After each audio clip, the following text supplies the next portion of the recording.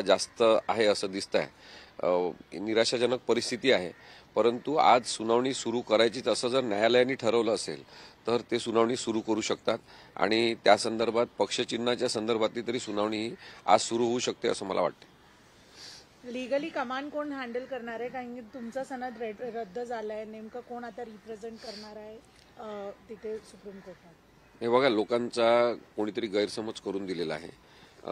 माझी सनद रद्द झाल्यामुळे काही केसवर परिणाम होणार नाही आहे, कारण की माझी भूमिका ही मर्यादित नेमक्या स्वरूपाची आहे की कपिल सिब्बल सरांना जे ब्रीफिंग करायचं आहे त्याच्यामध्ये जे 2-4 वकील आहेत त्या टीममधला मी भाग आहे आणि दुसरं म्हणजे मराठीमध्ये आपल्या सगळ्यांशी संवाद साधून योग्य प्रकारे जो निर्णय होणार आहे, झालेला आहे, जी प्रक्रिया झाली आहे, घडामोडी कोर्टात झालेल्या आहेत त्या संदर्भात सांगणं ही माझी जबाबदारी आहे आणि त्या कायदेशीर जबाबदारीमध्ये सनद रद्द होणं हा काही महत्वाचा भाग ठरत नाही।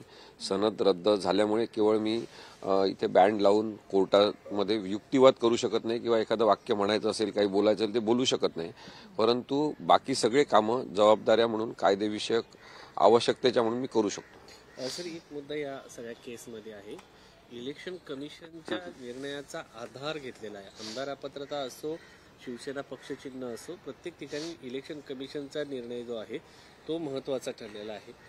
त्यामुळेच अगोदर आमदार अपात्रता प्रकरण की पक्ष आणि चिन्ह प्रकरण, म्हणजे दोन्ही पक्षांच्या बाबतीमध्ये अपात्रतेच्या प्रकरणाबद्दल आपल्याला विचार करायचा असेल तर आपण हे बघितलं की त्या विधानसभेचा कार्यकाळ पूर्ण करून नवीन विधानसभा अस्तित्वात आलेली आहे, त्यामुळे आता पात्र कोण अपात्र कोण हा निर्णय होणं ही तातडीची गरज नाही। परंतु महाराष्ट्राला एक निवडणूक अशी बघायची आहे ज्याच्यामध्ये धनुष्यबाण हे पक्षचिन्ह न वापरता, शिवसेना हे नाव न वापरता एकनाथ शिंदे गटाचे लोक कशा पद्धतीने निवडणूक लढवतात आणि जिंकू शकतात का हे महाराष्ट्रातल्या लोकांना बघायचं आहे आणि तो निर्णय महत्त्वाचा आणि तातडीचा आहे याच्यासाठी की लोकसभेची निवडणूक शिवसेना हे नाव घेऊन, शिवसेनेचं धनुष्यबाण हे पक्षचिन्ह घेऊन लढवण्यात आली आणि त्याचा एक मोठा भावनिक फायदा एकनाथ शिंदे आणि त्यांच्यासोबतच्या लोकांना झाला। त्यानंतर विधानसभेची निवडणूक त्यांनी त्याच पद्धतीने लढवली आणि चांगला फायदा त्यांना झाला। आता ही स्थानिक स्वराज्य संस्थांच्या निवडणुकांमध्ये तरी न्यायालयाने निर्णय दिला आणि लोकांना बघायला मिळालं, मतदारांना, नागरिकांना, की शिवसेनेच्या धनुष्यबाण चिन्हाची जी भावनिक ओळख आणि जवळीक लोकांची आहे ती काढून घेतल्यावर एकनाथ शिंदेंना काय सपोर्ट राहतो, तर तो एक महत्त्वाचा भाग ठरेल असं मला वाटते।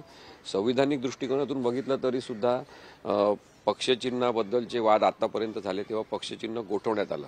यावेळेस पहिल्यांदा निवडणूक आयोगाने असा एक अतार्किक निर्णय घेतला की 2 गटाचे वाद असताना ते पक्षचिन्ह एका गटाला दिलं आणि तो असंविधानिक घटनाबाह्य निर्णय आहे का अनेक बाबतीत हे बघता येईल। आता एक मुद्दा त्यामध्ये निकालामध्ये पाहायला मिळाला होता की त्यांचं असं म्हणणं होतं की पक्षाची जी घटना आहे त्या घटनेनुसार पक्षाचं चालन होते, पक्षांतर्गत लोकशाही नाही, त्यामुळं दुसरी कसोटी म्हणून आम्ही पक्षाच्या लेजिस्लेटिव्हकडे गेलो, लेजिस्लेटिव्हचं बहुमत अजित पवार आणि एकनाथ शिंदे यांच्याकडे होतं।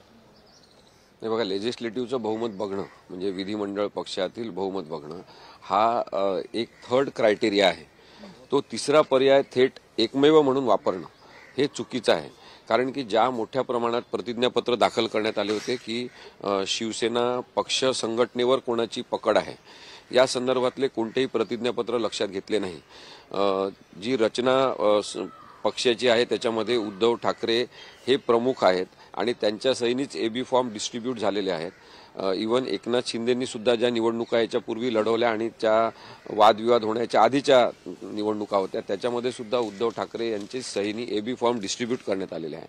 त्याच्यावरून अगदी दिसणारं ढळढळीत सत्य आपल्यासमोर येते की ते पक्षाचे प्रमुख आहेत, त्यामुळे त्यांचाच पक्षावर होल्ट आहे आणि तशा वेळेस ते सगळे क्रायटेरिया बाजूला ठेवून केवळ विधिमंडळ पक्षातलं बहुमत बघणं याच्यामध्ये निवडणूक आयोगाने कायदेविषयक खोडसाळपणा केलेला आहे आणि तो कोणाच्या दबावाखाली जर केला असेल तर तो उघड झाला पाहिजे, यासाठीच हे अपील दाखल करण्यात। यापुढे सर्वोच्च न्यायालयाच्या या केसमधून पक्ष आणि चिन्ह नक्की कुणाचं ठरवायचं याचे निकष या केसमधून समोर येतील असं वाटतं का? निकष आधीच ठरलेले आहेत, ते नक्की होतील, त्याला कायदेशीर मान्यता आणखी जास्त अधोरेखित करून आपल्या समोर येईल आणि मला कायद्याच्या क्षेत्रात काम करणारा म्हणून महत्त्वाचं हे वाटते की भारतात विविध राज्यांमध्ये निवडणुका होत असतात तेव्हा अशा प्रकारची पक्षफोडी होणं आणि निवडणूक आयोगाने एककल्ली स्वरूपाचा कुणाच्या तरी सांगण्यावरून सातत्याने निर्णय घेणं हे थांबलं पाहिजे आणि त्यासाठी हा निकाल येणं खूप आवश्यक आहे. सर एक प्रश्न असं आता तुम्ही आता असं म्हणाले की पात्र आणि अपात्र हा काही मुद्दा महत्वाचा नाही असं तुमच्या आता बोलण्यात जाणवलं. पण ज्यावेळी मागच्या सुनावणीला पक्ष आणि चिन्हाची सुनावणी झाली होती त्याच्या दुसऱ्या दिवशी कपिल सिब्बलांनी हे प्रकरण मेन्शन केलं आणि त्याची गरज किती आहे कपिल सिब्बलांनी आणि कोर्टाला म्हणूनच सांगण्याचा आज हे प्रयत्न एकत्र केला. म्हणूनच येण्याचं कोर्टानं आज ते प्रकरण मेन्शन केलं. म्हणजे एकीकडे तुम्ही म्हणताय ती गरज नाहीये आणि कपिल सिब्बलांचं युक्तिवाद या दोन्ही नाही, पात्र अपात्रतेचे प्रकरण आणि हे पक्षचिन्हाचं एकत्रित चालण्याची आवश्यकता याच्यासाठी कपिल सिब्बल सरांनी सांगितली.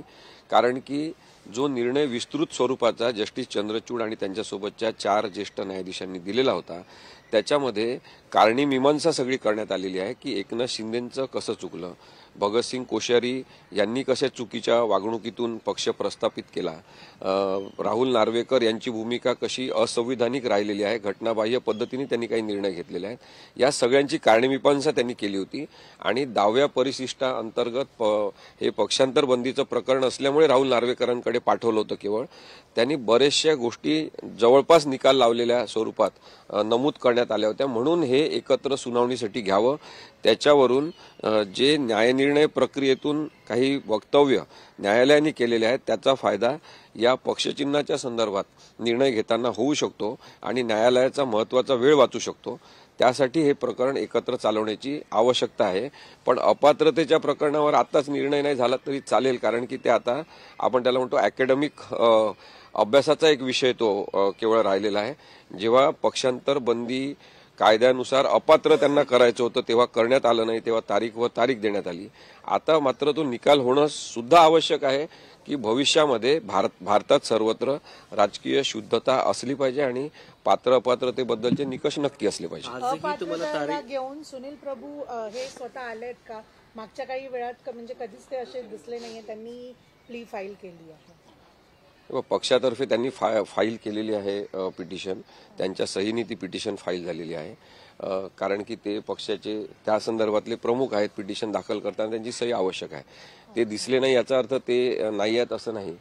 एकत्रितपणे ज्या मीटिंग होतात त्याच्यामध्ये निर्णय घेतले जातात आणि जसं दिल्लीतलं कामकाज सगळं न्यायालयीन कामकाज बघण्याची जबाबदारी खासदार अनिल देसाई यांच्यावर देण्यात आलेली आहे. त्यामुळे ते अनेकदा हजर असतात, ते लक्ष ठेवून असतात आणि त्यांचं असणं हे पक्षाच्या प्रतिनिधी ते पक्षाचे म्हणून महत्वाचं. आज जर याची हिअरिंग झाली तर काय टाइम टेबल येऊ शकतं?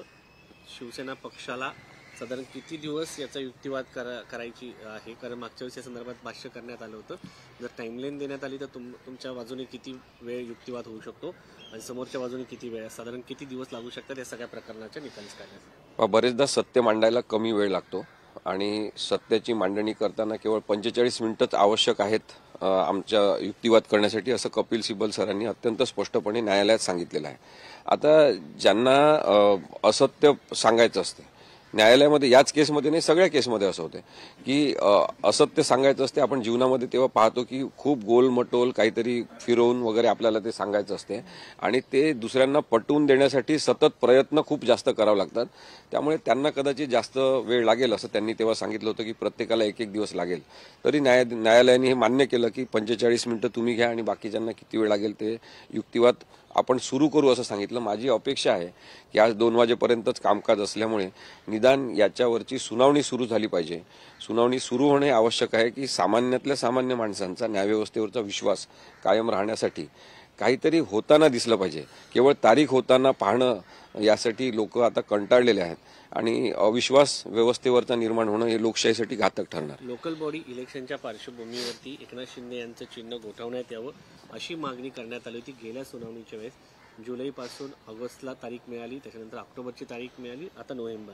मात्र या संदर्भात युक्तिवाद पूर्ण होऊ शकलेला नाही. काय वाटतं, तर निवडणुकांची घोषणा झालेली आहे, त्यानंतर असं काही होऊ शकतं का? पण निवडणुकांची घोषणा झालेली असल्यामुळे या आधारे तारीख मागितली जाऊ शकते आणि ते अत्यंत सोपं आहे तसं करणं. परंतु मी नोटिफिकेशन आणलेलं आहे महाराष्ट्र राज्य निवडणूक आयोगाचं. त्याच्यावरून आपल्याला दिसते की साधारणतः 26 तारखेपर्यंत निवडणूक चिन्ह ठरवण्याची वेळ आहे. अलॉटमेंट ऑफ सिम्बॉल हे जे नगर परिषदच्या निवडणुकीसाठी सुद्धा आहे ते 26 तारीख किंवा 24 तारीख काहीतरी आहे. त्यामुळे तेवढा मोठा कालावधी आहे. आज 12 तारीखच आहे. या दरम्यान निवडणूक चिन्हासंदर्भातला निर्णय घेण्यामध्ये कोणताही अडथळा न्यायालयाला नाही असं माझं स्पष्ट मत आहे. थोडक्यात जर निर्णय झाला तर शिंदेचं चिन्ह घुटू शकतं. पहा कसं आहे की सुनावणी झाली असती तर ते अपात्र सुद्धा ठरले असते त्यावेळेसच. सुनावणी आता सुद्धा झाली तरी ते अपात्र डिक्लेअर करण्यात येतील किंवा हे अशा पद्धतीने पक्षांतर होऊ शकत नाही. पक्षांतर बंदी कायद्यामध्ये ते बसत नाही.